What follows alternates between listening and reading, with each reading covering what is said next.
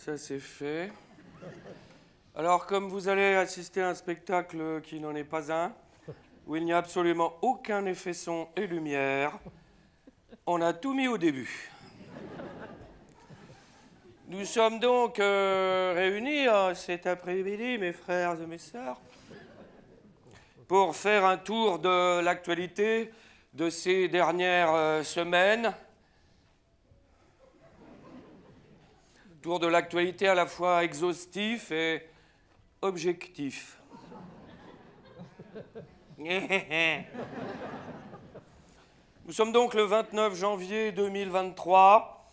Malgré l'inflation, la baisse de la croissance, l'augmentation du chômage prévu, la baisse du pouvoir d'achat, la 11e vague, les bronchiolites, la grippe, le climat détraqué, les crises à venir, les coupures d'électricité potentielles, la prochaine invasion de la Russie par l'Ukraine, la réforme des retraites et Macron, je vous souhaite une merveilleuse année.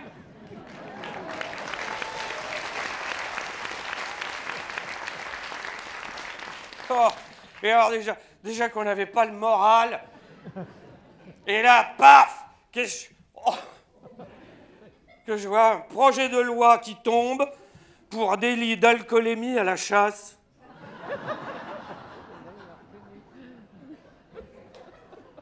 Autant dire la fin de la chasse. Et puis là, derrière ça, le prince Harry, le grand déballage, qui se met à baver sur la royauté britannique. Le corps de la reine est encore tiède. Série Netflix, un livre, promo mondial, le jackpot. Et alors, je ne sais pas si vous avez lu son livre. Oh, il y a des trucs hallucinants. Il y a des révélations. Oh, par exemple, alors, il y a eu une révélation, par exemple, il dit qu'il se serait battu avec son frère. À propos d'une voiture, une Mégane d'occasion.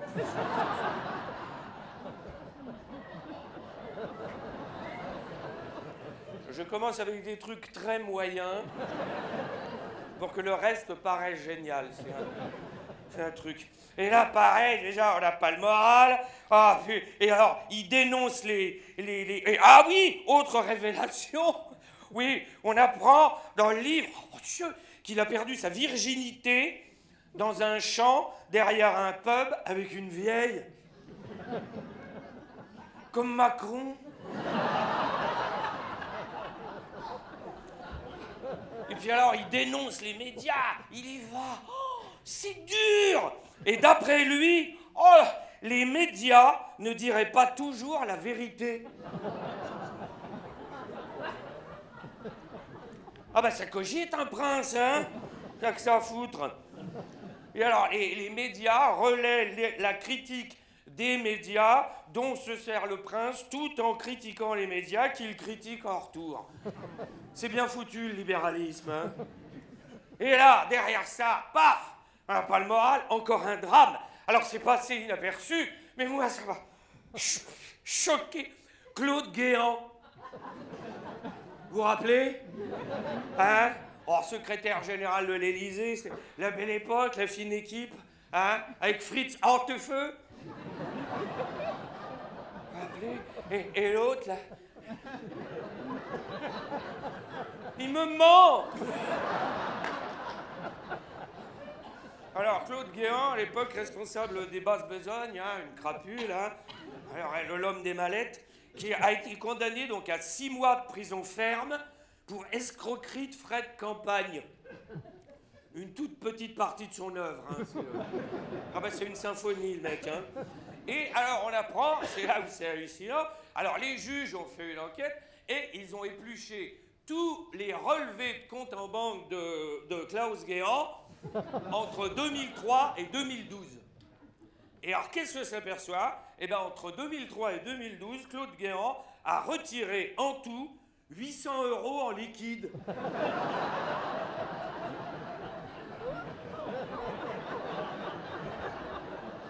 Même pas le prix du PQ. Et donc, il a pris 6 mois ferme. Rassurez-vous, aménagé. Hein, il les fera à la maison, comme Balkany. Hein. Il me manque aussi. Oh, mais c'était bien cette époque. Parce qu'au moins, là, on est complètement perdu, un manque de repères, de valeurs, tout. Ces mecs-là, c'était des phares dans la nuit. Avec eux, on savait, c'était marqué dessus, enfoiré. Oh. Et alors, sinon, bon, alors en plus, alors, au niveau des EHPAD, je sais pas si vous avez vu. Ah, d'abord, une bonne nouvelle. Dans tout ce marasme, quand même, bon, là, attention, les cardiaques, bon, vous êtes assis, mais c'est hallucinant. Le vaccin Sanofi contre le Covid est arrivé.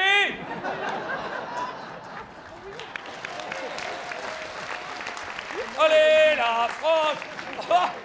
Oh, c'est dingue. Alors, du coup, ils misent sur une relance de la pandémie, là, hein. Allez, la Chine. Alors, sinon, au niveau des EHPAD, vous avez vu, il y a eu un scandale. Bon, visiblement, ça s'arrange pas. Les scandales continuent, maltraitance dans les EHPAD. Il y aurait même des décès prématurés. Bon, prématurés. Bon, faut dire que les Français sont jamais contents. Ils gueulent là, alors que si on laissait faire les EHPAD gentiment, pas besoin de réforme des retraites.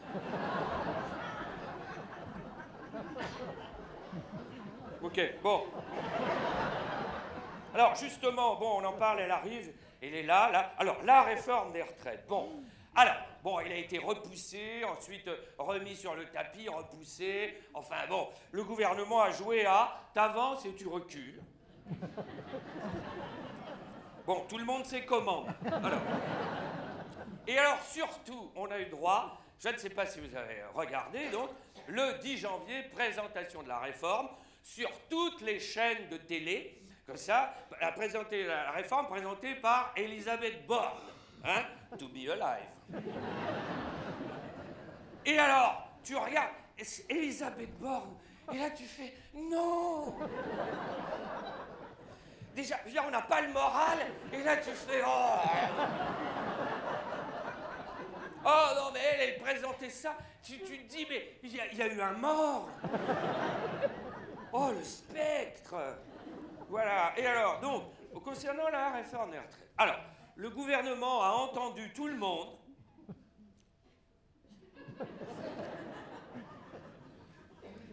C'est ma meilleure blague de la soirée. Hein. Voilà. Enfin, entendu tout le monde sans écouter personne. Enfin, si, la droite, parce que donc, alors, on se retrouve donc avec une première ministre de gauche, enfin de ce qu'il en reste, qui discute donc avec la droite qui se veut maintenant sociale, qui a demandé à ce qu'on passe l'âge légal du départ à la retraite de 65 ans à 64 ans. Est-ce que vous avez des questions? Voilà. Alors, bon, concernant la réforme des retraites, on peut le dire, il n'y a pas unanimité. 93% des actifs sont contre. Les actifs. Hein. Les retraités, évidemment, rien à péter. Il y a des retraités dans la salle? Oui? Allez! M'étonne qu'ils vont au spectacle, ils ont que ça à foutre! Hein? Puis oh, ils ont touché le pactole, hein? Oh! Alors, il n'y a pas unanimité, même François Bayrou, hein, qui malheureusement fait encore partie des actifs, trouve le projet de loi, je cite, améliorable. Voilà. Il a même déclaré, ça c'est grandiose, on n'aurait pas dû parler d'âge, c'est clivant. Bien. Alors, donc cette réforme, même d'après la majorité, donc, est encore perfectible. Et, par exemple, alors là, où on voit qu'ils étaient préparés, mais pas à fond. C'est qu'ils ont envoyé donc tous les députés de la majorité, ministres, sur tous les plateaux de télé et de radio pour expliquer le truc. Et par exemple, la retraite minimum pour tous, hein, il y a eu donc 1200 €, voilà. Et alors, ils ont envoyé tout le monde sur les plateaux, mais les mecs ne savaient pas si c'était du brut ou du net. C'est la Ligue des Champions, là. Hein. Voilà. Alors, là, bon, la question que tout le monde se pose quand même, c'est pourquoi une réforme des retraites? Alors, c'est pour amener le système à l'équilibre. Alors qu'il est excédentaire, et que d'après donc le Conseil d'orientation des retraites, hein, d'après son président, hein, c'est pas un staliniste, les dépenses de retraite ne dérapent pas. Ah, alors, vous me dire, alors pourquoi? Parce que ça va pas durer. Voilà, il va y avoir des équilibres en 2030. Voilà. Pour une fois qu'on a des visionnaires, ça fait 40 ans quand même qu'on est dirigé par des mecs qui sont autant visionnaires qu'une taupe dans la galerie des glaces de Versailles. Et là, malheureusement, ils ont eu une vision. Voilà. Et alors, en 2030, donc, normalement, il y aura une autre réforme. Voilà. Et ce sera donc... il y a déjà eu 2003, 2014, 2010, 2022. À chaque fois, on prend deux... Est-ce qu'il y a des jeunes dans la salle?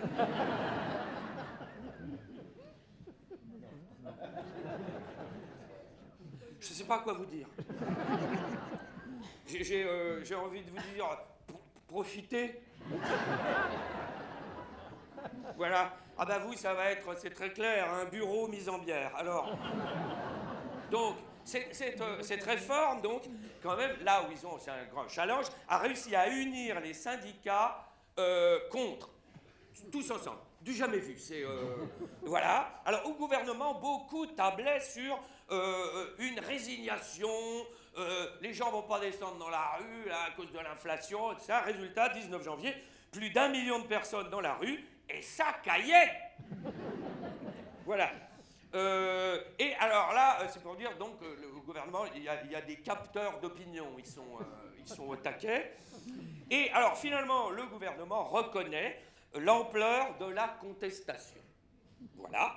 Mais conclut que ça fait donc 1 million de personnes qu'il faut convaincre. Voilà. Parce que c'est ça, le gouvernement veut faire de la pédagogie. Convaincre, expliquer, et tout le temps expliquer. Pourquoi expliquer? Parce que vous êtes une bande de cons. Donc il faut expliquer, toujours expliquer. Moi je pense qu'il table sur un écœurement. Et à force d'entendre Elisabeth Borne, Attal et Véran, oh! À chaque fois que je le vois, je vois un virus là. Et donc à force de les entendre, finalement, tu sais, expliquer, à un moment donné on va faire, c'est bon, allez-y. Et alors, le truc qui est quand même hallucinant, c'est que plus le gouvernement explique, plus les gens sont contre. Je pense qu'il y en a un qu'il faudrait qu'il leur dise, il faudrait qu'on arrête d'expliquer, là. Hein. Mais bon, ce qu'il y a de bien, quand même, c'est que le gouvernement est maintenant rodé. Niveau 49.3, là, ils sont... on a eu le 49.3, vote du budget, ensuite réforme de la Sécu, tout de suite après 49.3, et puis là ils se sont dit, ça marche ce truc. Voilà, ensuite, hop, derrière, 49.3, ensuite, hop, allez, une dernière 4, puis ils ne peuvent pas s'arrêter. 5, 6, 7, 8, 9, le million. Bon, heureusement, dans tout ce marasme, nous avons quand même eu, à la fin de l'année dernière, au mois de décembre, nous avons eu quand même la Coupe du Monde de foot. Ah, tant d'émotions. Alors bon, il y a eu des polémiques quand même au début, parce que bon, ben voilà, oui, la Coupe du Monde climatisée au Qatar, financée par le pétrole, ça tombait mal en 2022, année de la prise de conscience climatique. Bon. Et bon, ce qu'il y a de bien, c'est que le Qatar se retrouve avec donc 6 stades flambant neufs pour son futur championnat de foot. Un stade par spectateur. Et alors, c'est bizarre, je ne sais pas si vous avez regardé la Coupe du Monde de foot, comme normalement, l'hiver là, au Qatar, finalement, était doux. Il faisait entre 20 et 28 degrés, mais ils ont quand même utilisé les clims parce qu'il fallait rentabiliser. Pierre, t'as dépensé plein de pognon, si c'est pour pas les... Oh! Et je sais pas si vous regardiez les matchs, et vous voyez ceux qui étaient à côté des clims, on était au Qatar, hein, ils avaient des pulls. On vit dans un monde merveilleux. Il y a eu aussi les polémiques aussi sur les droits LGBT. Vous savez, les capitaines des équipes qui devaient porter le drapeau, le brassard arc-en-ciel, et puis non, et puis oui, puis la FIFA voulait pas, etc. Et vous avez remarqué, plus on avançait dans la compétition, moins on en parlait. Alors comme nous, on est allés en finale, là les homos étaient redevenus des PD. Hein.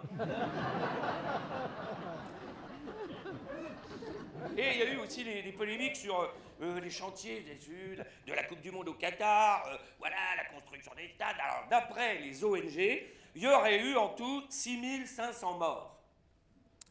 D'après les autorités qataries, 3. Bon, et les autres morts, d'après les autorités qataries, seraient morts de mort naturelle. C'est possible. C'est possible que tous les pauvres ouvriers des pays alentours, cardiaques, cancéreux, diabétiques, se soient donné rendez-vous au Qatar. C'est possible. Parce que juste après la finale, souvenez-vous, hein, on a appris qu'il n'y a pas que la Coupe du Monde qui avait été achetée. Je ne sais pas si vous avez suivi. 5 personnes ont été arrêtées au Parlement européen, soupçonnées de corruption par le Qatar, plus des dirigeants d'ONG, des syndicalistes, des membres de l'Organisation internationale du travail. Il y a même eu une perquisition chez une vice-présidente de la Commission européenne, hein, comme ça, et ils ont découvert 600 000 € en liquide. Guéant à côté, c'est un amateur. Et alors, tous ces gens, donc, ont été rémunérés en fraîche pour favoriser, je cite, une influence économique et politique en faveur du Qatar. Bon, je vous vois venir. Là, tout de suite, vous dites, ah, les salauds, moi, j'aurais jamais accepté. Bon.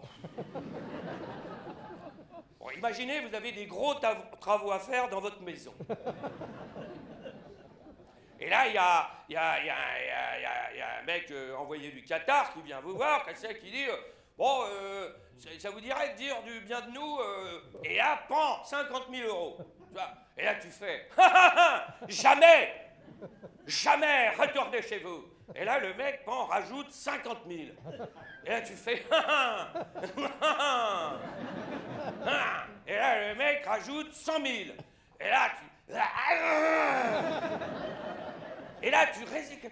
Non! Et là, le mec remet 200 000. Un café?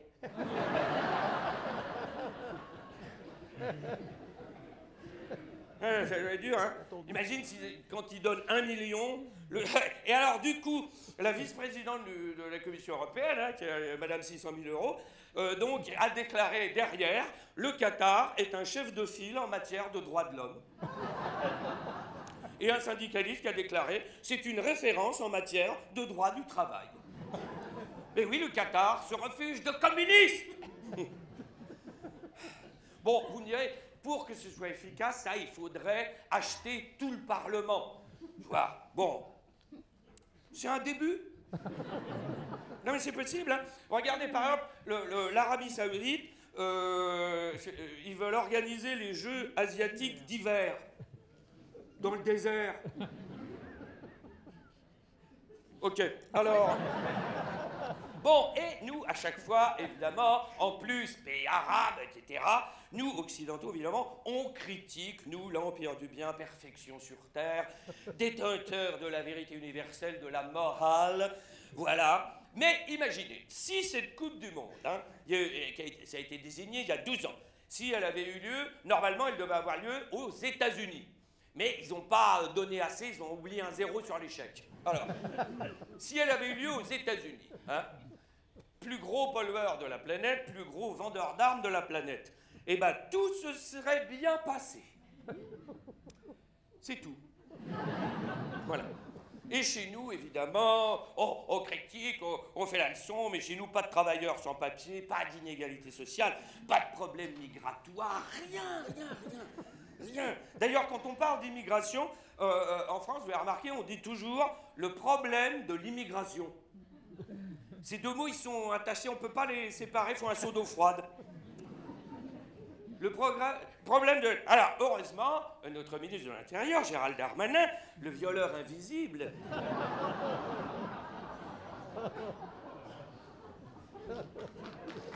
a pondu un... Alors, si vous applaudissez, c'est tous ensemble ou pas du tout, hein. Là, sinon, on dirait une réunion de gauche, hein. Alors... Donc, a pondu un projet de loi sur l'immigration où il veut, je cite, hein, être gentil avec les gentils et méchant avec les méchants. Vous avez compris, les enfants? Non, mais le manichéisme ambiant, vraiment, est sans limite. Alors, et il veut, je cite, accueillir moins, mais mieux. C'est beau. Par exemple, en ce moment, en France, on a besoin de médecins. Hein, de médecins. Donc, alors, qu'est-ce qu'on va faire? On va faire venir des médecins extra-européens. On les appelle comme ça pour pas dire...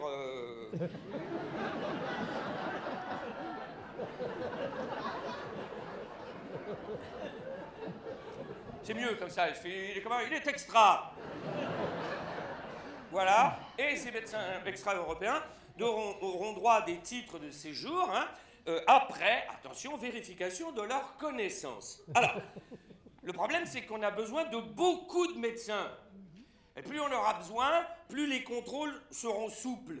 Vous voyez? Ça va finir par... combien j'ai de doigts? Aux urgences.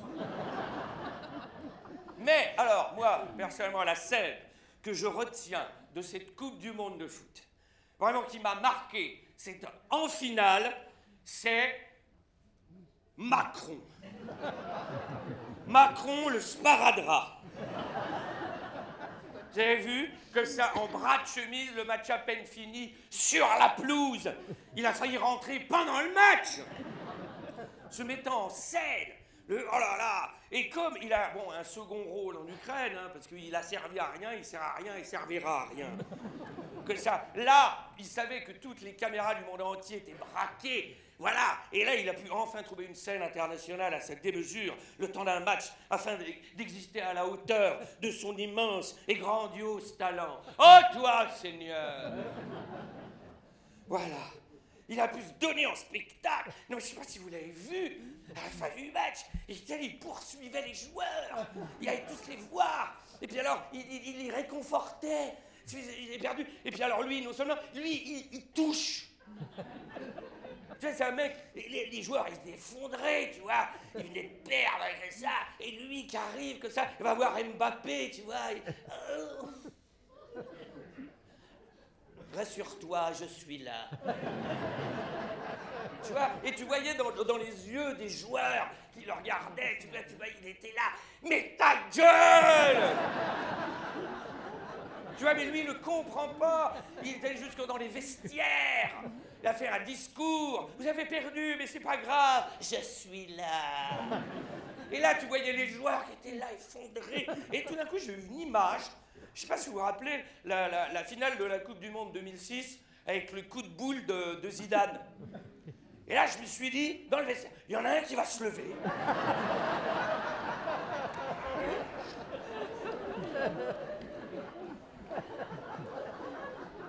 Non mais je veux dire, un être humain normal, dans ces moments-là, il laisse faire, tu sais, il faut laisser les joueurs digérer le... Non, lui est plus important que la défaite. Oui, rien ne compte que ses propres désirs, ses pulsions. Il est le centre de l'univers. Et là, du coup, suite à cette finale, juste derrière que ça, parce que je me suis dit, ce mec n'est pas bien. Alors, j'ai cherché. Et j'ai cherché sur la définition de psychopathe.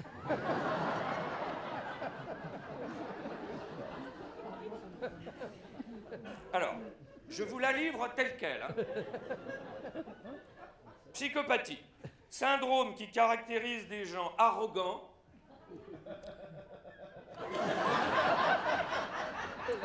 manipulateurs, séducteurs, dominants et n'ayant peur de rien. Attendez, c'est pas fini. Je vois qu'on a une salle de mélanchonistes. Alors, la particularité du psychopathe type réside dans un manque d'empathie ou de compassion, une absence de remords et de regret, une bonne dose d'égocentrisme, et, ça je ne savais pas, j'ai découvert ce terme, et de présentisme. Présentisme, c'est je veux tout, tout de suite, et ne tolère pas la frustration. Bon. À part ceux qui sont à court de leur cotisation à la République En Marche, c'est lui. Et il voulait même, vous avez vu, il voulait que les joueurs viennent le voir le lendemain à l'Élysée. Tu vois, ils ont dû faire « Ah non !» Mais là, ils ont fait jouer le 49-3, là. C'était... Alors, sinon, le Qatar. Alors, là, on va ouvrir un dossier. Rappelez-vous, moi, je me rappelle, il y a 12 ans, hein, plus de 12 ans maintenant, quand il y a eu une désignation du Qatar, on n'était pas beaucoup à s'être insurgés, voilà. Et moi, je me rappelle, ça m'avait valu, donc, il y a plus de 10 ans, un procès avec Zidane. Je ne sais pas si vous aviez entendu parler, voilà, à cause du Qatar. Hein, parce qu'à l'époque, tout de suite, on avait, les presses avaient dit Zidane aurait touché 11 millions d'euros pour soutenir la candidature du Qatar. Bon, j'avais fait une interview dans un magazine de sport, j'avais un peu taclé l'icône. Bon, disons que Noël Le Graët à côté, c'est un amateur, vous voyez. D'ailleurs, l'affaire Le Graët, bon, vous avez vu, président de la Fédération française de foot, bon, il est indéfendable, hein, c'est une sorte de... c'est le gros con type. Bon, il est beauf, lourdingue, 81 ans, visiblement, il a pu tout. Bon, rigolez pas, ça va nous arriver, hein. Voilà. Et donc, il fait une interview à la radio, comme ça, où on lui parle de Zidane. Alors, est-ce qu'il sera un jour entraîneur, là? Et il fait Zidane, j'en ai rien à secouer. Oh là là! Alors, vous allez voir, moi, à côté, alors, Zidane, j'en ai rien à secouer, et là, horrible, inacceptable, levé de bouclier, non, Zidane, une icône, c'est insupportable. La ministre des Sports qui dit, ce sont des attitudes qu'on ne veut plus voir, pouah, caca. Pourtant, bon, ça a l'avantage d'être clair. Voilà, mais ça, c'est bien l'époque, parce que si on traduit, on peut le penser, mais pas le dire. Voilà, soyons modernes. Alors, le procès avec Zidane. Alors, je vous raconte, parce qu'à l'époque, j'avais pris des notes, hein, parce que, voilà. D'ailleurs, j'avais, je me rappelle, filmé il y a 10 ans, j'en ai fait un sketch, j'avais filmé jouer au Bataclan, et j'avais filmé. Voilà. Et je voulais le mettre sur les réseaux sociaux, mais avant, je me suis dit, oh, je vais l'envoyer à mon avocat. Un quart d'heure plus tard, il m'a appelé. Non! Bon, là, j'estime qu'il y a prescription, alors... Voilà, donc, procès. Alors, je vous raconte. Alors, il y a eu un premier procès, hein, voilà, j'ai gagné à l'aller, il a gagné au retour. Bon. Globalement, je l'ai eu dans le cul, quand même, hein. Alors, donc, pour moi, la Coupe du Monde au Qatar, hein, c'est pour ça que voilà, à l'époque, ça m'avait coûté quand même 35 000 €, hein, de frais d'avocat et dommages et intérêts. Alors, autant vous dire que les matchs, je les ai regardés. Chaque match avait une valeur, hein. Et alors, j'avais pris à l'époque, donc, un avocat, et mon avocat, à l'époque, donc, j'avais pris un avocat corse. Bon. Et j'ai vite découvert, c'est la première fois que j'avais affaire à la justice, j'ai découvert, donc, que les avocats, en général, sont comme les prostituées, on paye avant. Mais les prostituées sont plus souples. Et alors, mon avocat, il avait pris voilà, c'est celui qui avait donc défendu à l'époque Ivan Colonna. Ivan Colonna qui avait donc à l'époque pris perpète.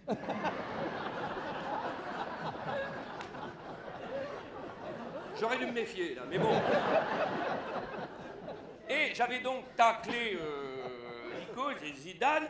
Voilà, mais on n'y touche pas, hein, vous avez vu, là, c'est une icône, c'est sacré, on ne touche pas, on touche au sacré. D'ailleurs, au premier procès, je me rappelle, il y avait c'était une juge, voilà, comme ça, et au premier procès, donc, on a le droit, avant que ça démarre, quelque chose à déclarer. Et moi, évidemment, je lui dis, bon, l'humour n'est-il pas au sacré ce que le beurre est à la sodomie?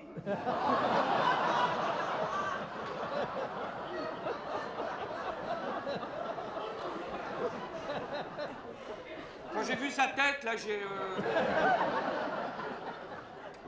d'ailleurs, elle m'a dit, monsieur l'évêque, donc, bon, nous ne sommes donc pas sur scène. J'ai vite compris. Alors, ma critique virulente contre Zidane était argumentée, évidemment, bien qu'assez violente, mais argumentée. Mais la justice, évidemment, n'a retenu que quelques phrases de l'article. Comme ça, et alors au tribunal, je ne sais pas si vous y êtes déjà allé, mais c'est froid, c'est très strict. Ils ont beau être habillés carnaval. Tu vois, et alors, la juge, hein, premier procès, lit les charges, mais très froidement. Tu vois, et alors, donc, il va. Alors, monsieur l'évêque, vous avez donc dit, concernant monsieur Zidane, je cite, il est con comme une bite.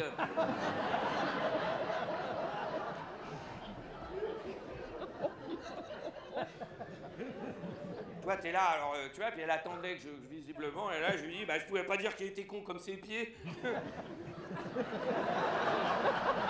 Là, ça a été la dernière, hein, des 2 procès, après, fini, terminé. Voilà. Et elle continue. Vous avez également déclaré, je cite, c'est un panneau publicitaire à 3 neurones. Bon, 3, 4, 5, alors, et vous avez également dit, à propos de monsieur Zidane, donc, il se comporte comme une pute. Là, j'ai regretté. D'entendre ça, j'ai regretté, là. Tout d'un coup, j'ai trop d'affection pour les prostituées. Alors, et la dernière phrase qui m'a quand même valu, bon, un peu c'est, vous avez également déclaré qu'il aille mourir dans son yaourt. Là, j'ai bien vu à sa tête qu'elle n'avait pas vraiment pigé le truc. Parce qu'à l'époque, donc, Zidane était la tête de gondole de Danone. Et moi, je me suis dit, yaourt... Bon, cette phrase, d'ailleurs, qui ne devait pas être dans l'article, c'était du off, parce qu'au départ, je faisais un article pour parler de rugby. Et le mec, comme l'affaire venait de sortir, ah, vous avez vu Zidane qui aurait touché 11 millions d'euros, qu'est-ce que vous en pensez? Moi, évidemment, pub. Et puis à la fin, j'en avais marre, je lui dis, oui, mais allez, on s'en fout de Zidane, passons à autre chose qu'il aille crever dans son yaourt. Voilà, comme ça. Ça a été le titre de l'article. Mais bon, vous connaissez les journalistes. Non, tant mieux. Comme dirait le prince Harry. Bon, ça se plaide. Alors, premier procès blanchi sur toute la ligne, deuxième procès noirci. Alors, début du deuxième procès, on l'appelle, là, surprise, paf, Zidane arrive. C'était pas prévu, prévenu personne, etc. Bon, l'icône est là. Et alors lui, il avait pris un avocat italien. Voilà, qui se ressemblaient les deux. C'était un Corse, un Italien, tu te dis... Voilà, et il était présent. Et alors, son avocat, juste avant de démarrer le procès, dit comme ça, Madame la juge, j'aurais une déclaration préalable à faire, allez-y. Voilà, enfin, monsieur le juge, parce que là, ils étaient 3 juges. Donc, monsieur le juge, je voudrais vous dire que mon client ne réclame plus 75 000 euros de dommages et intérêts. Oui, parce qu'il me réclamait 75 000 euros de ce qui lui manquait pour être milliardaire, je pense. Ne réclame plus 75 000 euros de dommages et intérêts, mais 1 euro symbolique pour laver son honneur. Et toi, il faut que tu restes... Bon, là, je me suis quand même retourné vers mon avocat. Je lui ai dit, putain, on vient de gagner 74 900 en 10 secondes. C'est les soldes. Et alors, donc, Zidane était là. Et alors, au tribunal, pas que lui, moi aussi, hein, on est là, comme ça. En plus, moi, bon, j'ai été accusé. Il y a 3 juges, c'est froid, t'as l'air... Tu sais pas trop comment faire. Et lui, vraiment, tu vois, on sentait qu'il... Bon, c'est pas son terrain, quoi. Et alors, un truc, hein, c'est qu'il boudait. Il boudait. Et alors, à chaque fois que je regardais, comme ça, paf, il regardait ses pompes. Alors, bon, j'ai fait plusieurs fois. Tu vois, paf, paf. Tu sais, parce qu'au début, c'est technique, on s'emmerde. Bon, il fallait bien s'amuser un peu. Et alors, au bout d'un moment, il avait compris. Et nous, dans notre métier, il existe ce qui s'appelle les double take. Tu vois, les double take, c'est que tu fais semblant de regarder, paf, tu reviens, et hop, tu reviens. Tu vois, regardez les films avec De Funès, il y en a 40 dedans. Non, oh. Et lui, évidemment, il ne connaît pas. Et donc, je lui fais, paf, et lui, il pense que c'est fini, paf, moi, pub. On a ri.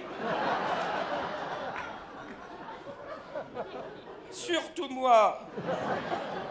Et alors, au début, au tribunal, on se présente, c'est assez... je veux dire, c'est très froid. Ça m'a rappelé un peu le début, quand tout se voit, un peu parce que vous chez les alcooliques anonymes. Voilà, vous appelez bien, voilà, etc. Voilà, vous êtes bien monsieur Zidane, Yazid Zinedine. Oui, ouais, bonjour. C'est pas beau de boire pour un arabe. Ça, je l'ai pas dit. Voilà. Et alors, il avait une petite voix, c'était assez... voilà, bon, il était un peu... ça peut se comprendre, hein, c'est une situation. Puis donc, lui, il n'avait rien fait, hein, et comme ça, mais il parlait, chaque fois qu'il répondait comme ça. Et il y avait 3 juges, il y en a un qui était avec moi, hein, le juge du centre, non, vous verrez à la fin, et il y en a un, de toute façon, il dormait. C'était l'après-midi, digestion, sieste. Voilà, et il y a le juge qui était avec moi, quand même, qui a cuisiné Zidane pendant 2 heures. Et alors, qui lui dit, monsieur Zidane, vous pouvez comprendre que, bon, certes, monsieur l'évêque y est allé assez fort, mais vous pouvez comprendre que soutenir la candidature du Qatar n'est pas franchement un grand pays de football puisse interpeller un humoriste. Oui. À chaque fois, je lui disais, vous pouvez parler plus fort? Oui. Et là, faut pas craquer, tu vois, et moi, j'en profitais. Et à un moment donné, il y a eu aussi la sortie de mon avocat. Alors, parce que là, c'est vraiment, dans les films, ils sont en dessous. Les mecs se la jouent. Et là, mon avocat, qui arrive, qui fait... Zidane est une icône du sport. Mais qu'est-ce qu'une icône? Mohamed Ali était une icône. Tommy Smith et John Carlos, levant le poing sur le podium des Jeux Olympiques de Mexico, étaient des icônes. Chaque époque a ses icônes. Il faut croire qu'on a les icônes qu'on mérite.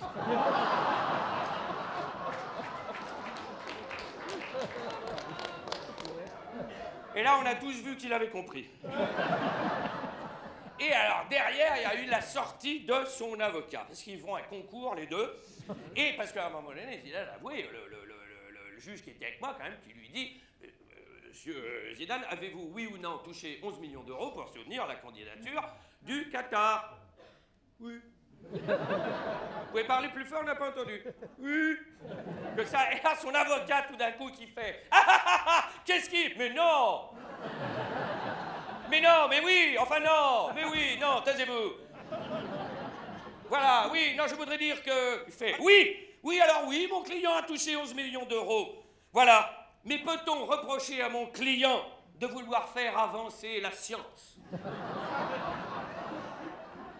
Là, j'ai craqué, là, je lui dis à son avocat, je lui dis, celle-là, je la note. Hein.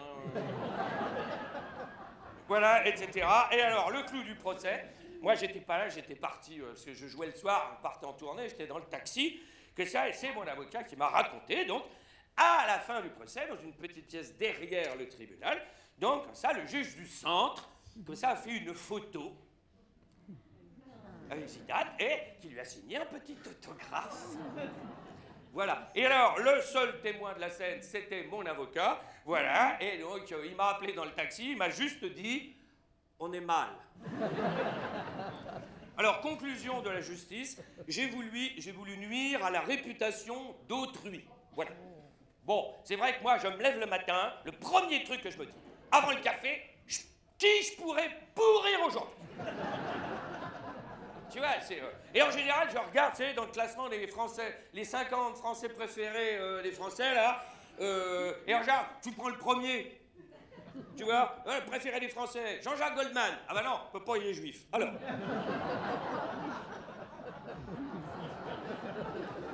Bref, moralité de cette histoire, il n'y en a pas. Alors imaginez si lui a touché, en toute légalité, 11 millions d'euros, imaginez les vrais décideurs. Voilà. Bon, sinon le foot, c'est pas la joie en dehors de ça, là. Affaire sur affaire, il y a des polémiques, il y a des machins, c'est le pognon, l'argent rend fou. C'est le... Regardez Mbappé, celui qui nous a fait perdre la finale de la Coupe du Monde. Quoi? Il a marqué 3 buts, il en marqué 4, on gagnait.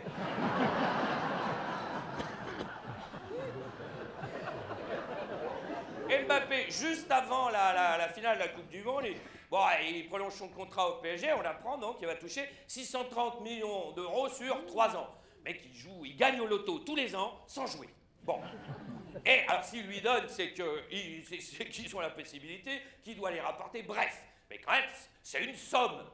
Et là, l'autre fait une interview comme ça, alors vous devez être content, tu vois, le mec, 630 millions sur 3 ans, et là il fait, ouais, mais là, l'entraîneur, il veut que je joue, moi je préfère jouer plus à gauche, et il veut que je joue au centre. Et là, t'as envie de lui dire, Kylian, 630 millions d'euros, joue au milieu. Tu vois, ou alors adhère à la CGT. Non mais, les ravages de l'argent, je sais pas si vous avez vu là, Elon Musk, l'homme le plus riche du monde, donc, alors, qui a racheté Twitter, 44 milliards de dollars. Bon, cherchez pas, c'est trop... Voilà. Et ensuite, en 2 jours, il a perdu 100 milliards. 100 milliards en 2 jours. Est-ce qu'il s'est plaint? Un pro. Voilà. Nous, tu vois, les pauvres, un pauvre. Tu vois, sa note d'électricité augmente de 10 euros. Il a... Oh putain, je vais te bâtir. Qui prennent exemple.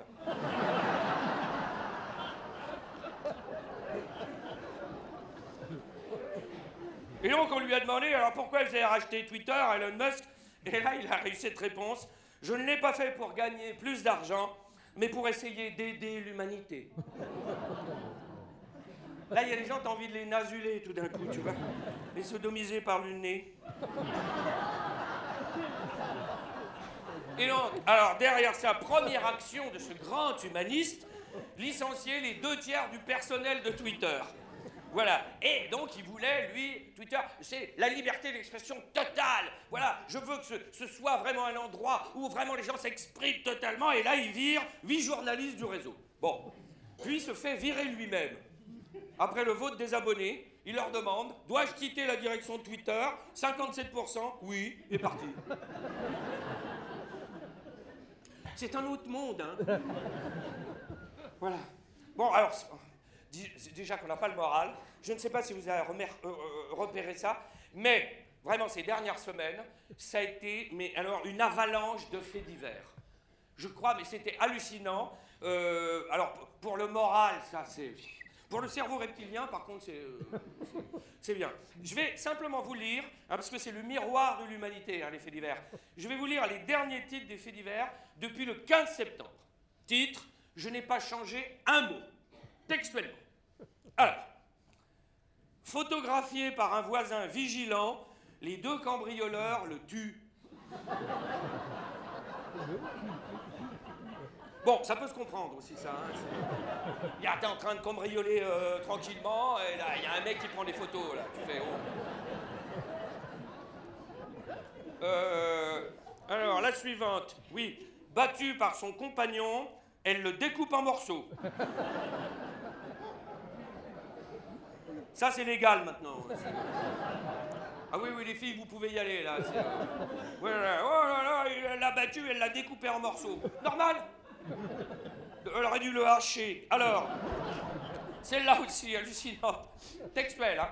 Le maire d'un village se crucifie lui-même.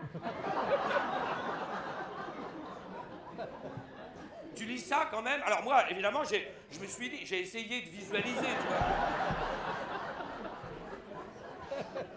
vois. Même en préparant bien ton coup, tu vois.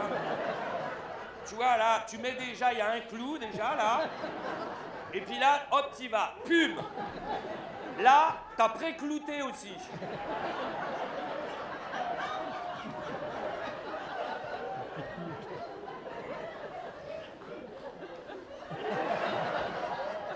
Il y a des mystères, hein?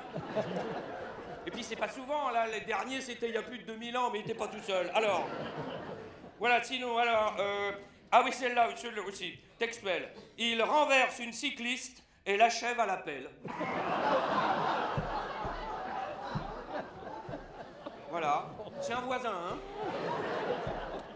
Violé aux urgences après avoir chuté d'une péniche. Voilà, tu te dis, c'est pas ma journée, là, hein? C'est pas fini. Celui-là est terrible aussi. Violé aux urgences à 78 ans. Un macroniste. Alors, c'est pas fini. Alors, c'est là aussi très bien. Il drogue une prostituée avec un tiramisu au Lexomil. Moi, celui-là, ça m'a choqué. Moi, je pensais que la prostitution n'existait plus. Voilà. Alors, ah oui, c'est là où c'était très bien aussi. Il étouffe la femme de ménage avec ses torchons. Bon, là, au moins, il y a une cohérence. Ah, celui-là, textuel. Hein. Fasciné par les mouvements de pied d'une femme, je reprends. Fasciné par les mouvements de pied d'une femme sur la pédale d'accélérateur, il obligeait ses victimes à conduire sa voiture.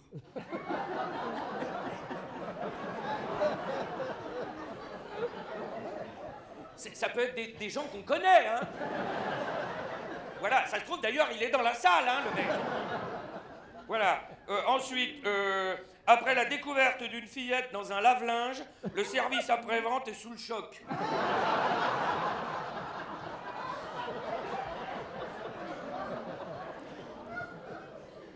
Prochain. Tout ça est textuel, hein. Un Français membre d'Al-Qaïda se faisait financer par sa femme religieuse qui se prostituait. Allahu Akbar! Interpellé après avoir attaqué ses jumeaux à la hache.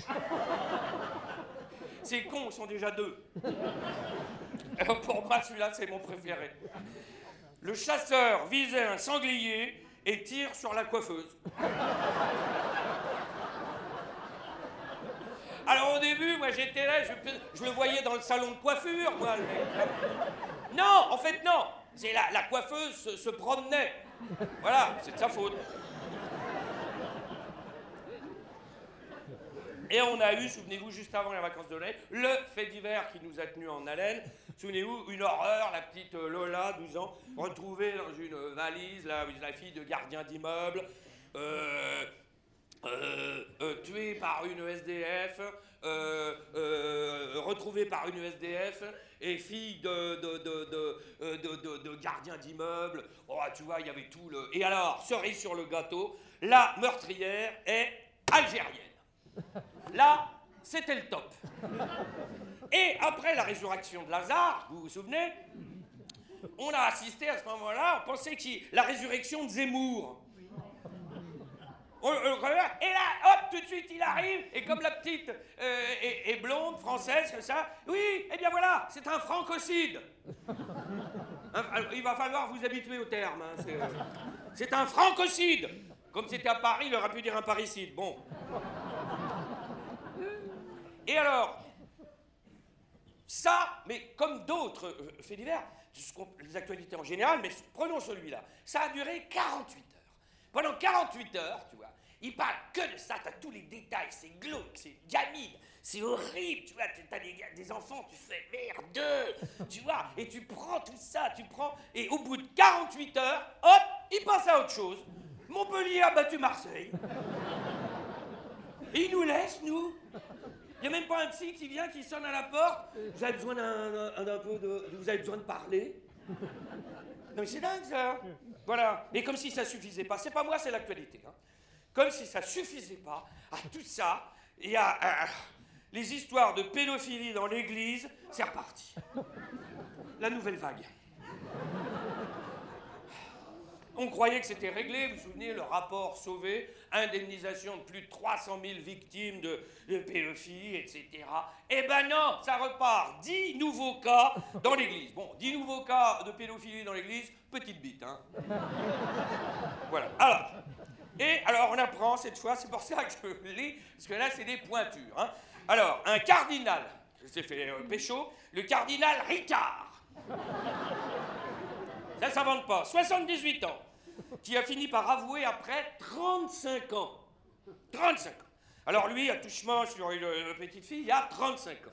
Et alors, là où c'est drôle, enfin drôle, on a demandé au président de la conférence des évêques, quand même, bon, 35 ans pour avouer, c'est long. Et là, le mec a répondu, en effet. Mais il s'agit d'un effet de maturation. Maturation. Non, ils sont indécrottables. Et pareil, un ancien archevêque de Strasbourg, 80 ans, lui, alors c'était à la fin des années 80, il vient d'avouer. Bon, et là, tout d'un coup, tu comprends, la maturation. Parce qu'en fait, les mecs, c'est pas une paire de couilles qu'ils ont dans le slip, c'est des grappes de raisin. Tu vois, et eux, c'est des grands crus. Il y en a un autre aussi qui s'est fait choper. C'est pour ça que je vous en parle. Monseigneur Sentier. Alors lui, il organisait des strip confessions. Ouais. C'est à chaque péché avoué, le gamin enlevait un vêtement. Alors il demandait au début, vous avez beaucoup péché? Non, suivant. Non, mais là au moins, il y a de la recherche. Non, mais il y a un côté ludique. Bon, ok. Et sinon, il s'est fait choper, alors lui, c'était il y a 3 jours, le psy de l'église, hein, je ne sais pas si vous avez vu Tony Anatella, qui, alors lui, il écoutait tous les responsables qui avaient des problèmes, c'était le psy, que ça, donc il a dû entendre des histoires, tu vois, de pédophilie, de machin, etc. Ça a fini par lui, bon, et ça, il a eu une vocation, et il s'est lui-même fait choper pour pédophilie. Et alors attendez, lui, il avait ce qu'on appelle des pratiques psychocorporelles. Alors, j'ai cherché pour vous, hein, c'est des pipes. Voilà. Non mais imaginez les mecs que ça, en confession, ils écoutent des pédophiles, que ça, puis alors après, il y a des bonnes sœurs qui viennent, tu vois, se confesser, comme ça, et parler dans le micro, ma sœur.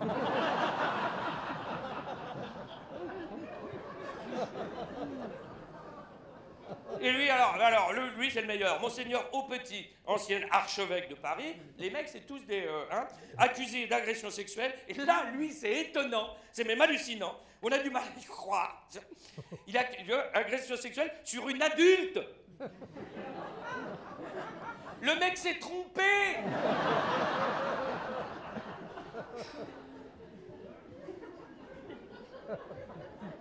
Non, je dis ça, je sais que j'aborde un sujet quand même un peu, ouais, c'est pour vous que je fais tout ça, vous savez. Vous pensez que ça m'amuse? Non, mais c'est vrai que c'est un sujet, puis il y a peut-être des gens, des croyants dans la salle, hein, c'est ce qui n'a rien à voir avec le... Enfin, peut-être, ça peut... Non, il y a peut-être des gens dans la salle qui mettent leurs enfants au catéchisme. Chez les scouts. Bon, je ne voudrais pas... Mais sachez que vous pouvez les enculer vous-même. Hein.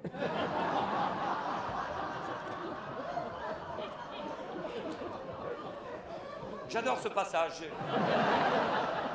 J'ai trouvé ça la semaine dernière et je sais pas, c'est n'importe quoi. Alors, sinon, bon, alors dans tout ce marasme, pof, la guerre en Ukraine qui continue.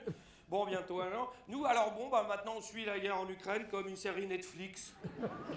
Et l'avantage par rapport à Netflix, c'est gratuit. Hein? Enfin, bon, on paye l'abonnement à la pompe et au compteur électrique. Mais quand même, voilà, ce qui me... On va pas parler de la guerre en Ukraine, j'y connais rien, moi, c'est la guerre. Bon, mais c'est le traitement de la guerre en Ukraine dans les médias occidentaux. Alors, on est pro-ukrainien, hein, ça c'est sûr, non, on est tous d'accord. Mais quand même, des fois, tu te dis... Ouais. C'est-à-dire, en Occident, nos experts en expertise, spécialistes en spécialisation, comme ça, on a l'impression qu'ils ont du mal à comprendre qu'un Russe, c'est pas un Français qui parle russe. Vous voyez? Et par exemple, j'ai entendu dans c'est à France Info, il y a une rubrique à la radio, l'actualité expliquée aux enfants. Voilà. Et là, c'était la guerre en Ukraine expliquée aux enfants. Et j'écoute ça à 1h du matin. Et là, les mecs, ils font... Ouais. En fait, ils font ça parce que c'est... Ils voulaient faire l'actualité expliquée aux cons. Mais ils pouvaient pas, donc ils se sont servis des enfants. Vous voyez? Un peu comme dans l'église. Voilà. Et là, la guerre expliquée aux enfants. Et donc, il y a un enfant, on entend, là, voilà, qui pose une question. Monsieur, pourquoi il y a la guerre en Ukraine? Et là, l'expert en expertise, spécialisation, dit, parce qu'un pays a décidé d'en attaquer un autre. Et t'attends la suite, il n'y en a pas. C'est pas faux, hein? Mais tu te dis, alors on suit ça dans les médias comme les vaches regardent passer le train. Là, tout d'un coup, oh, les Américains ont filé 45 milliards de plus en fraîche et en armement. Ils avaient déjà donné 50 milliards. Et là, tu fais, oh, qu'est-ce qu'ils sont gentils. Et là, tu te dis, les Américains, c'est vraiment des amoureux de la liberté. De la liberté des peuples à décider d'eux-mêmes. Historiquement, c'est évident. Et là, maintenant, le problème en Ukraine, c'est, alors, faut-il envoyer des chars d'assaut ou pas? Alors, bon, les États-Unis vont l'envoyer, l'Allemagne, la Pologne, paf, nous, bon. Réfléchis. Alors, nous, le problème, c'est pas est-ce qu'on va livrer des chars ou pas, lesquels, combien, quand. La vraie question, nous, qu'on se pose, c'est est-ce qu'ils fonctionnent?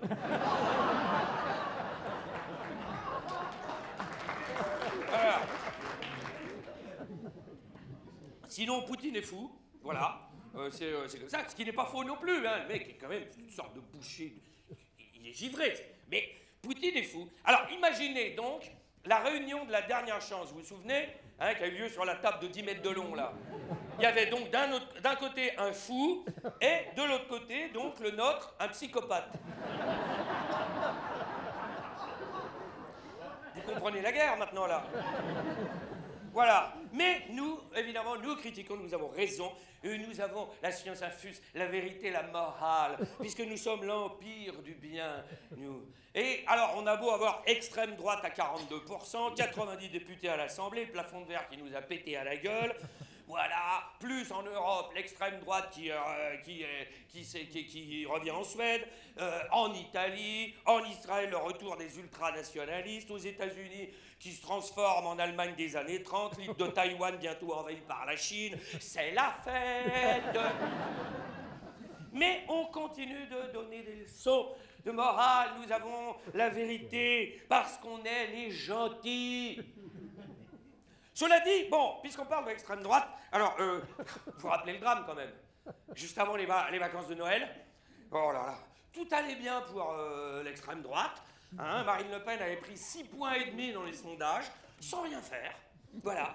Et là, vous vous souvenez, dérapage à l'Assemblée nationale.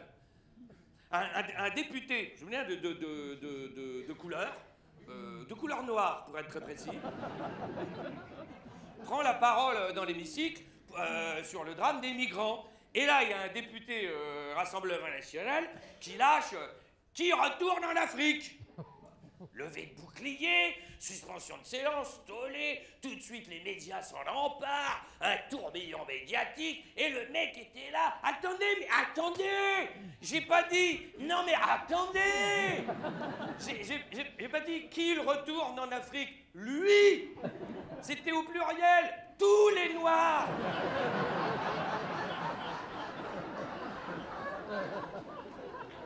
Et là tu fais ouf!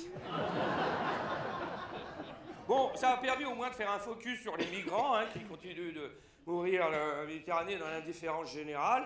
Migrants qui... Alors, bon, si on a un conseil à leur donner, migrants d'Afrique qui devraient, parce que ça passe mieux, se faire passer pour des Ukrainiens. Voilà. Bon, vous me direz que c'est pas facile. Voilà, bonjour, vous arrivez d'où? J'arrive de Kherson. Kherson, oui, à côté de Zaporizhzhia.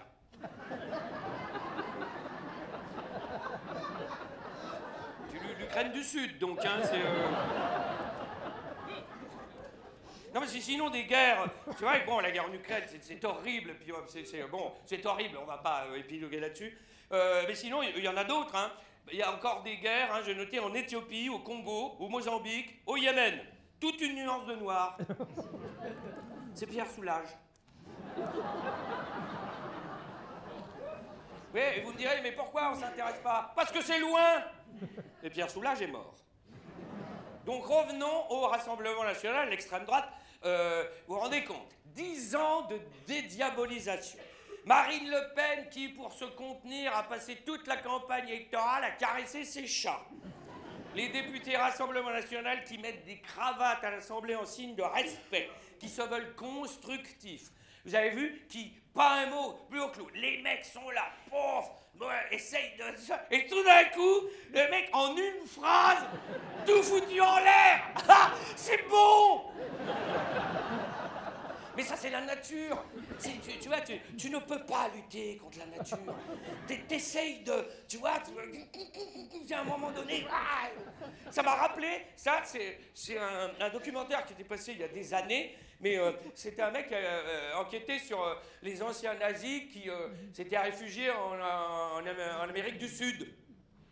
Et il en avait repéré un en Argentine. Donc, il va là-bas et il fait semblant de se faire passer pour un mec qui fait une enquête sur la culture du café. Bon. Et il va là-bas, comme ça, il voit le mec, bonjour, il est pris rendez-vous. Bonjour monsieur, monsieur Ramirez.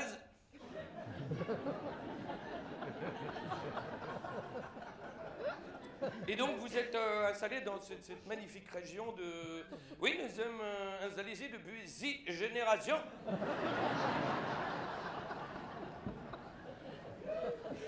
Et vous donc, c'est le café. Ah oui, nous sommes spécialisés dans les cafés. Et au bout d'un moment, le journaliste quand même, lui, mais je sens, vous n'auriez pas un léger accent allemand? Et là le mec, Windreich, t'as fait un Stück de taille sec. Oh la vache. Mais sinon, dans ce marasme quand même, une grande nouvelle nous est parvenue. Attention, oh, François Bayrou pense à se présenter à la présidentielle de 2027. Oh, alors François Hollande, bon, bah, ne rêve que de ça, vous avez vu, il est partout, hein, lui, alors. Marine Le Pen, c'est évident. Mélenchon, c'est maladif. Du coup, l'autre. Zizi Vento, j'y vais. On rigole, mais vous allez voir. 2027, retour vers le futur. Oh. Et heureusement, alors la gauche était de retour. Oh, ça y est, on y croyait, on y était, tu vois, rassemble, et paf, merde! Un député insoumis qui met une claque à sa femme. Il n'aurait pas pu attendre. Oh la vache! Vous avez vu Adrien Quatennens, député du Nord, que ça, et là, paf, on parle que de ça. Alors je vous fais vite le résumé des épisodes précédents. Bon, le mec divorce, ça se passe mal, engueulade de couple. Bon, le ton monte, il lui fait une réflexion, tac, et elle lui répond « Oh, c'est bien les rouquins !» Lui, évidemment, « Quoi ? Pub !» Paf, grosse polémique, rififi chez les Insoumis, dans le rassemblement à gauche, Mélenchon s'en mêle, il est rouquin, et alors? Et là, tu te dis, c'est fini. Non! L'inévitable Sandrine Rousseau s'en mêle à elle, à chaque fois que je la vois, j'ai envie d'ouvrir la fenêtre pour chauffer la rue.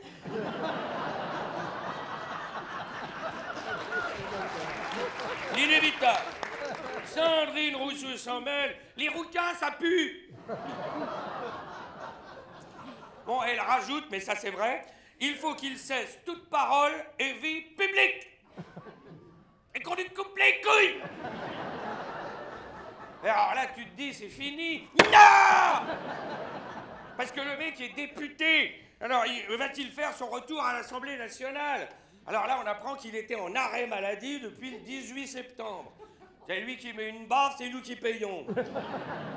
Et alors là, évidemment, sous quelles conditions va-t-il faire son retour? Voilà. Alors, et là, on apprend qu'il devra faire suivre une formation aux violences sexuelles et sexistes préalables dans une association féministe.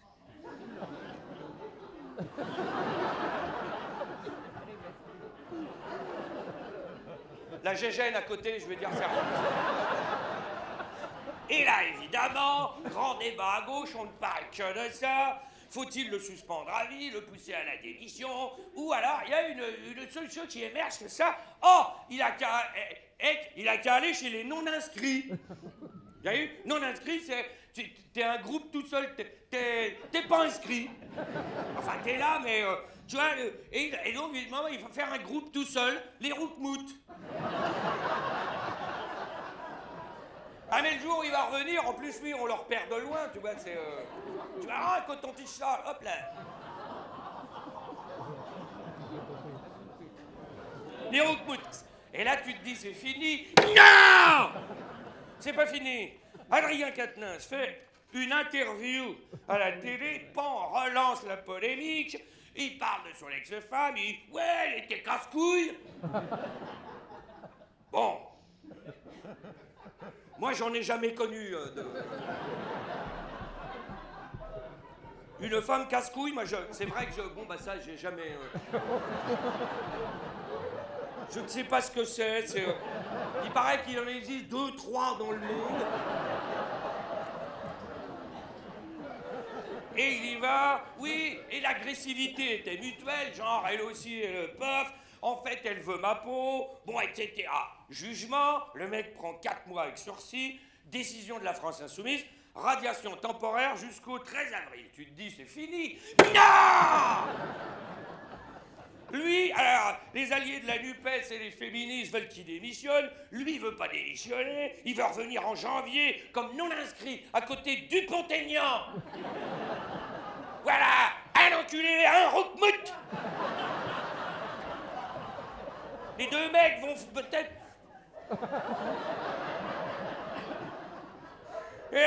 Et là, re-polémique derrière tout ça, plus d'1 millier de militants de la NUPES demandent son exclusion pour dégoût et trahison, des groupes de jeunes insoumis se mettent en arrêt indéterminé pour leur activité militante, un canal Telegram dédié à la défense du rouquin sur les réseaux, plutôt mélenchoniste, le canal Action pour les cheveux en brosse, canal qui harcèle les anti-cheveux en brosse pour arrêter le harcèlement du roukmout. Et là, tu te dis, c'est fini. Non! Pendant ce temps, Adrien Quatennens suit son stage de responsabilisation sur les violences faites aux femmes pour récupérer des points. Et là, tu te dis, c'est fini. Non!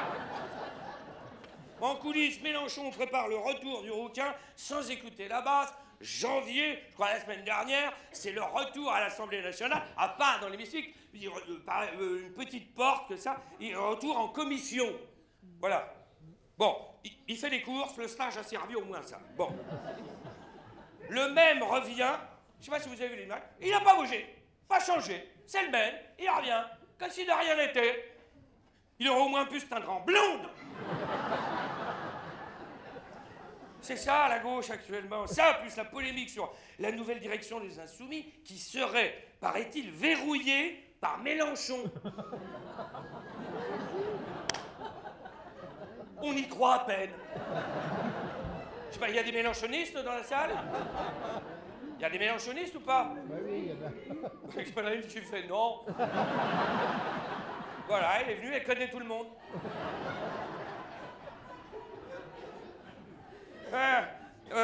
Et du coup, il y a le clan maintenant des frondeurs à la France insoumise, et donc Mélenchon est devenu un éléphant.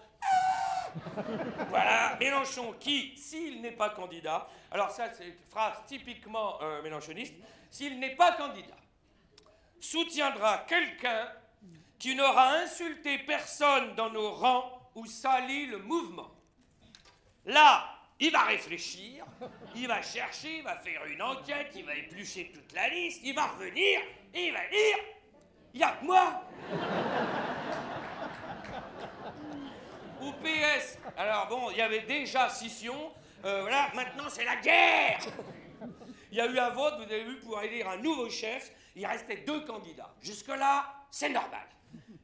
Les 2 ont gagné. Tu n'as jamais vu, tu dis c'est l'école des fans? Non, c'est le Donbass. Les 2 ont revendiqué la victoire, c'est moi, non, c'est moi. Et là, l'un et l'autre accusent l'autre de soupçons de violence sur lieu de vote, pression et intimidation, bourrage des urnes, vote électronique non conforme. Il y a des socialistes dans la salle. Ne levez pas la main. Bon, vous me direz, ça, il n'y a pas ce genre de problème à la France insoumise. Hein? Il n'y a pas de vote. Finalement, Olivier Faure est reconnu le plus fort d'un poil de cul, mais son adversaire menace de saisir la justice, ou alors de faire revoter, ou alors il veut une direction commune, ou alors il envoie les chars. Voilà. Mais le mot de la fin revient quand même à Olivier Faure. Il y a des fois, tu te dis, les mecs sont quand même, ils nous ont quittés. Hein.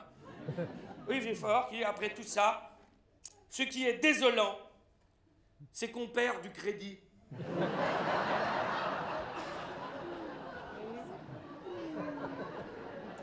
Le mec qui pense qu'il en avait encore. Bon, chez les écolos, c'est la scission, hein. C'est la scission, c'est atomique chez eux, hein. C'est dans l'ADN. Même LPA, nouveau parti anticapitaliste, c'est scindé en 2. Vous avez vu, 7,5 de chaque côté. C'est l'ADN de la gauche. C'est comme ça. Dès qu'on est plus de 1, il y a scission. Bon, sinon, c'est le marasme, rien ne va. Quant au climat, bon, il est tellement détraqué qu'on a l'impression qu'il est en colère. Oui, un peu de poésie. Et d'ailleurs, qu'est-ce qu'on fait pour le climat? Alors, prenons Macron, par exemple. Hein? Oh, toi, Seigneur, génie des génies, fais-nous dessus. Prenons Macron. Macron qui a été accusé, hein, vous avez vu, d'inaction climatique. C'est pas vrai. L'État français a même été condamné pour inaction climatique par le Conseil d'État. Alors, et je ne sais pas si vous avez vu, dans ses vœux du 31 décembre, Macron, qui prononce cette phrase magnifique, « Qui aurait pu prévoir la crise climatique ?» Et comme il est accusé d'inaction climatique, et puis lui c'est un ado, vous avez vu, hein, il est un ado mal dégrossi, hein, il réagit, à chaque fois il y a ce côté ado, il est comme ça, tu vois. Par exemple la réforme des retraites, tout le monde lui a dit, écoute c'est pas le moment, je sais pas, attendons un peu, il y a l'inflation, il y a la guerre, franchement attends un peu, et là tu fais ça, il fait, quoi, si, je vais le faire. Tu vois, oui, mais t'es un réformiste, d'accord? Ouais, je suis réformiste. En fait, ce qu'il faut on le sait avec les ados, ce qu'il aurait fallu faire, c'est lui dire, écoute, la réforme des retraites, là, vas-y, c'est le moment. Eh ben, je le ferai pas.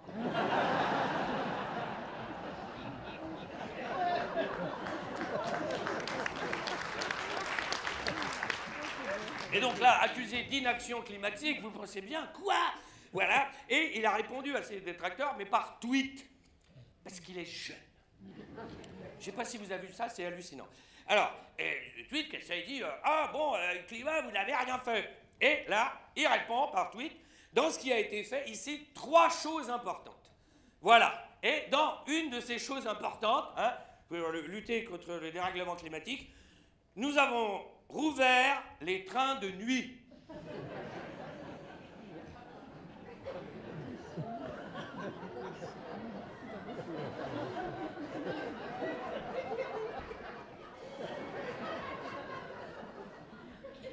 Là, j'ai longtemps réfléchi, je n'ai pas de...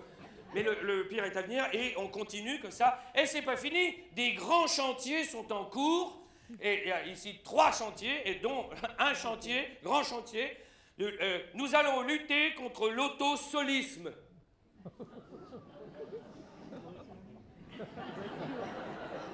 Alors là, voilà, je vous explique, c'est l'autosolisme, c'est les gens qui roulent, qui sont tout seuls dans leur voiture. Ah oui, bah c'est pas une branlette, madame. C'est l'autosolisme. Donc, évidemment, c'est très simple. C'est-à-dire, bon, les policiers ont que ça à foutre. Et alors, dès qu'il y en a un qui va être tout seul dans sa voiture, tout de suite, policier, hop là, vous là-bas, train de nuit.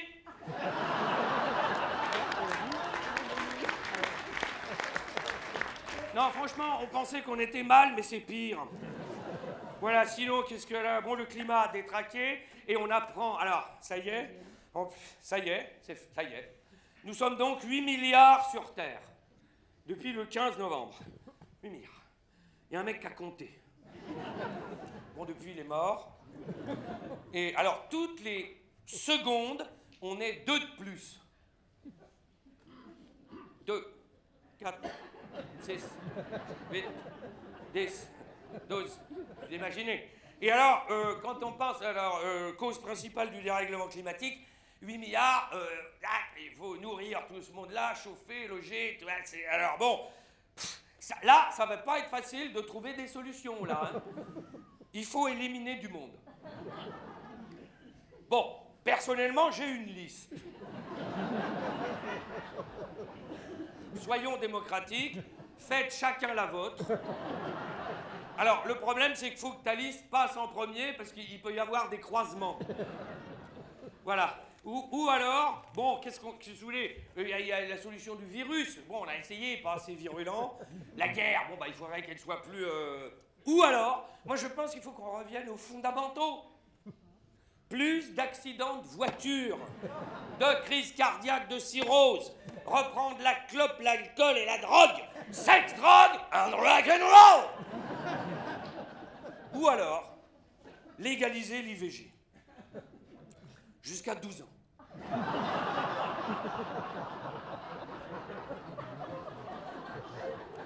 Mais attention, restons toujours positifs. D'après un sondage mondial, une enquête d'opinion internationale, 6 habitants sur 10 sont prêts à faire des efforts pour la planète.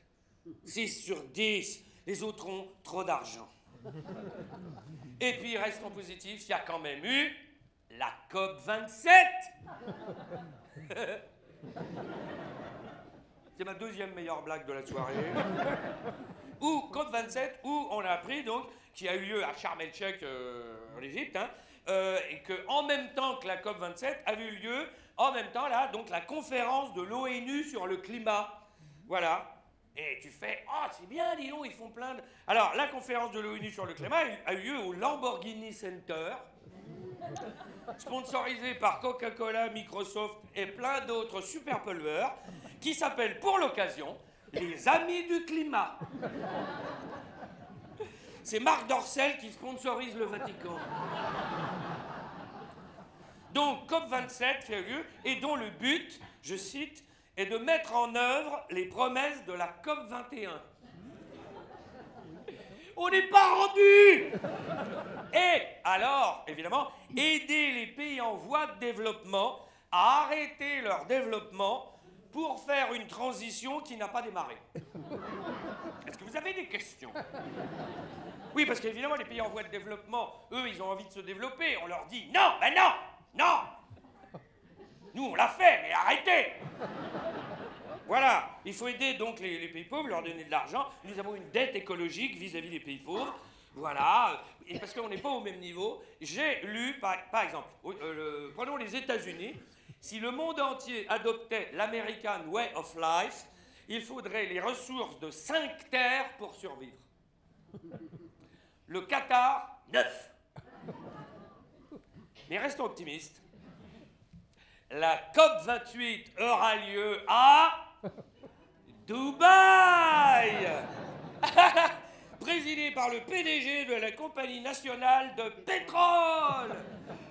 Ouais! Marc Dorcel a pris le pouvoir. Et en plus de tout ça, ce n'est pas moi, les enfants, c'est l'actualité. Plus de tout ça, c'est l'inflation. Bon, l'inflation, vous avez vu l'inflation qui est devenue l'obsession numéro 1 des Français. C'est plus le cul. Maintenant, les Français ne regardent plus des vidéos sur YouPorn, mais ils regardent le prix du beurre.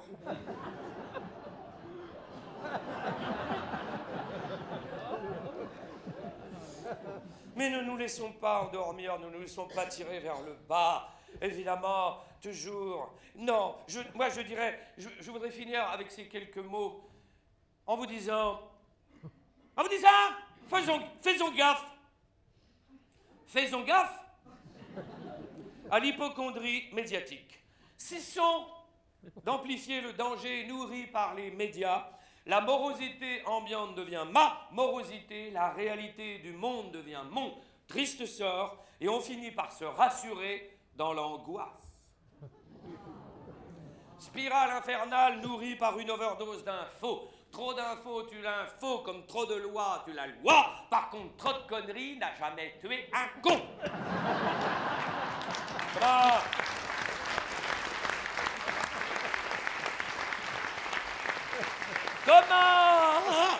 Comment penser au long terme, rêver sa vie quand on est pris dans la dictature de l'instant?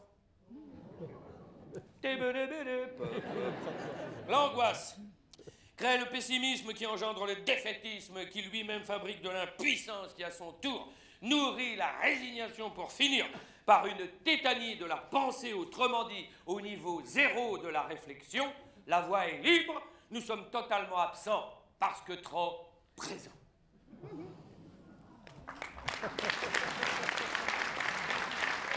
Alors, voilà! Prenons de la hauteur, du recul, respirons, rêvons, pensons. Si l'autruche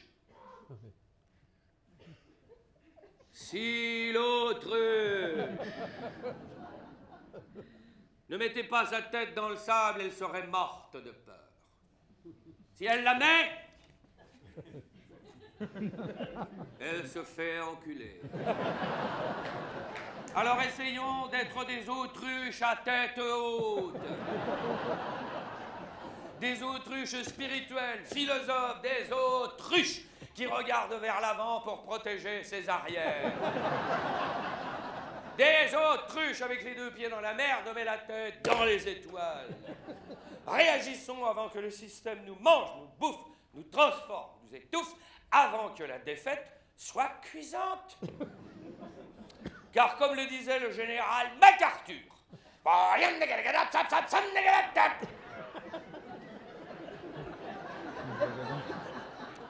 toutes les grandes défaites se résument en une phrase. Trop tard.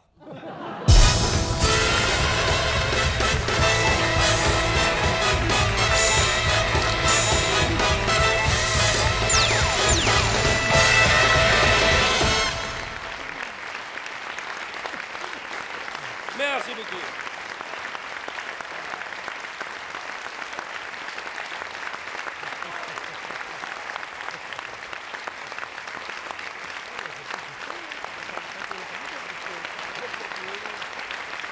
Bravo à vous.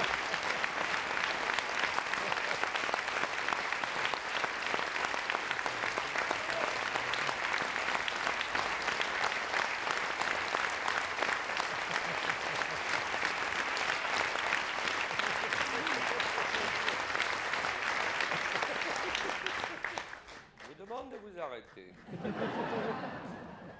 Merci beaucoup à vous d'être venus si souvent nombreux au spectacle, continuez à vous enfermer dans des lieux clos, risquez votre vie pour quelques rires futiles et inutiles. Merci beaucoup à vous de continuer à nous accompagner.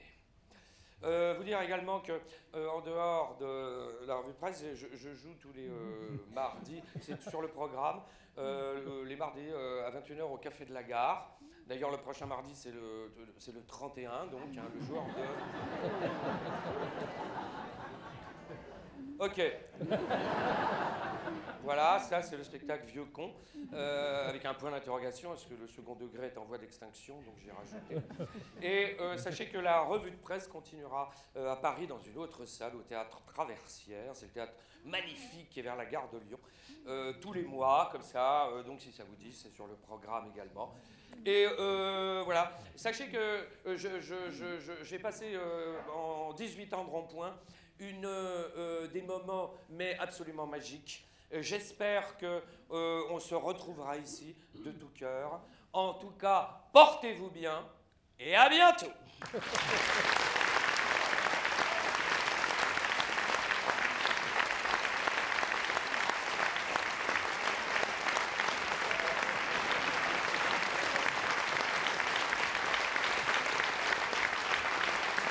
Merci beaucoup.